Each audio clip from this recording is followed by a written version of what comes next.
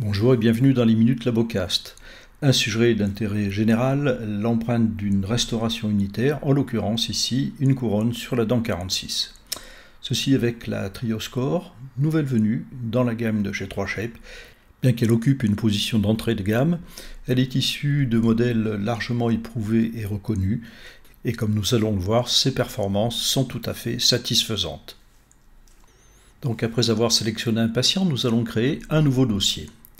Une fenêtre s'ouvre dans laquelle on choisit le laboratoire, notre laboratoire préféré, Labocast bien entendu, qui ouvre une fenêtre dans laquelle nous allons choisir le type de restauration. Un élément unitaire, couronne surnaturelle, et l'on indique la dent sur laquelle cela va se produire.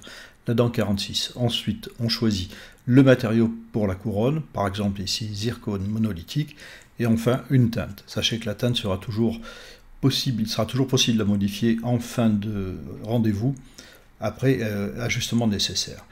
Tout est prêt, nous avons enregistré, nous allons passer à la phase de numérisation et commencer par l'arcade mandibulaire. Dans une situation comme celle-ci, où la dent est complètement encadrée de dents de part et d'autre, il est largement suffisant de réaliser une empreinte de l'hémi-arcade. Donc face occlusale, bien entendu, on respecte le chemin de scannage, face linguale, puis on revient en vestibulaire, de façon à capter toutes les faces des dents, ici qui se terminent.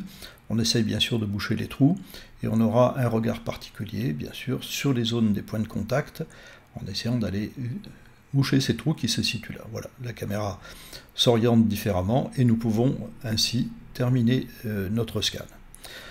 Donc c'est très rapide, on aura mis pour l'ensemble de cette situation très peu de temps. L'image à l'écran est légèrement accélérée pour ne pas pénaliser l'ensemble de la vidéo. On nous demande de marquer la dent, ce que l'on fait bien entendu en indiquant avec le petit pointeur le numéro de la dent, et nous allons passer à la numérisation de l'arcade maxillaire. Donc l'arcade antagoniste, c'est là aussi bien entendu une hémi-arcade qui est enregistrée, avec la caméra se conduit aussi bien sur les dents que sur les muqueuses, et en très peu de temps, ici donc moins de 30 secondes, on aura réalisé l'empreinte de l'arcade antagoniste. Occlusion maintenant, alors très rapidement l'occlusion s'aligne automatiquement.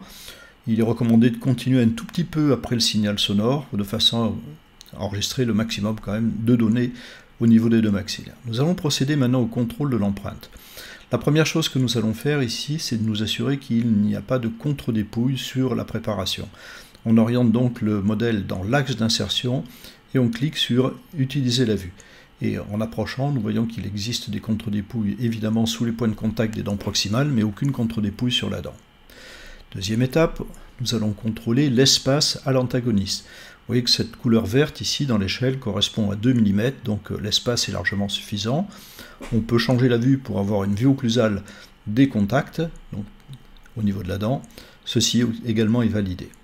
Sachez que, automatiquement, grâce à l'intelligence artificielle, la caméra passe en mode HD. Ce que nous montre ici cet extrait d'un fichier STL qui a été extrait de cette empreinte, et nous voyons la densité de polygones bien plus importante au niveau de la dent et sur les dents proximales. Maintenant, nous allons mettre en place la limite cervicale, donc c'est très simple aussi. On trace un point, puis la limite est tracée automatiquement. Quelques petites retouches sont nécessaires. Nous allons les faire ici dans le mode dent naturelle. On redéfinit un petit peu tout ça.